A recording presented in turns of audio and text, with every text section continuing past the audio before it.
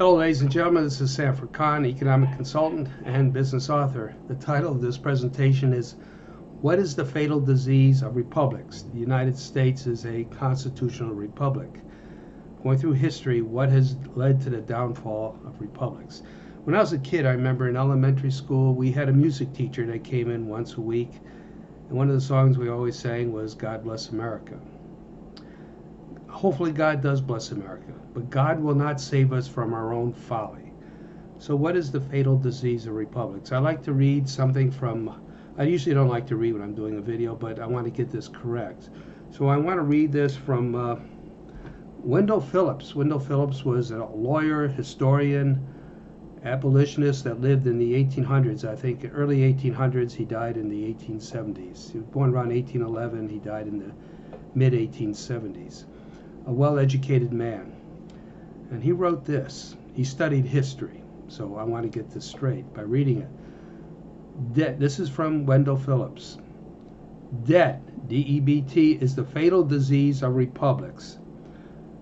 The first thing and the mightiest to undermine governments and corrupt the people. That's end of quote.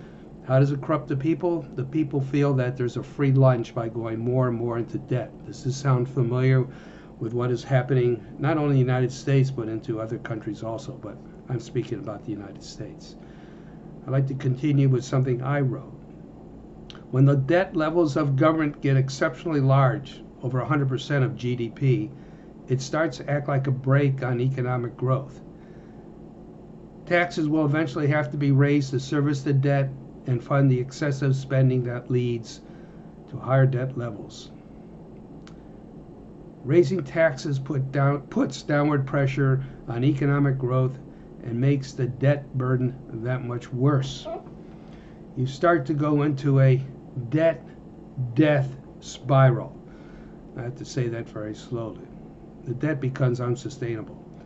So what's the ratio of total debt of the United States of government compared to GDP at the end of the second quarter of 2020? I looked it up on Google. It's 135%. That's debt owned to individuals and also owned to ourselves. But it's growing rapidly, very rapidly. I don't have third quarter numbers yet, but you could look it up yourself. And then next year, whoever's president, the level of debt is going to be exploding because Congress and the president, whoever's president, is going to go on a maddening spending spree. It's already baked into cards. This cannot be sustained. If we go this way, we go into bankruptcy. Standard of livings go down. We'll have class warfare, class envy, and our republic could come to an end. It's nice to criticize it, but how do you stop it? There's two ways. You have to make sure the economy is growing faster than the increase in debt of the government, percentage-wise. So the level of debt to GDP, that ratio starts to top out and come down. You have to spur economic growth by giving people, individuals, entrepreneurs, the incentives to work, save, and invest for their futures. The second way is a way that has been discussed by a few people, and I'm a backer of it. We have to return to a gold-linked dollar. It's the only way to put restraint that I know of on politicians. Either party. You have to link the dollar to gold. Politicians will have to make choices on what they want to spend on. There's no free spending. We have a fiat currency right now. They could just print the money and spend like there's no tomorrow. Or as Ronald Reagan, I think he once said, like drunken sailors.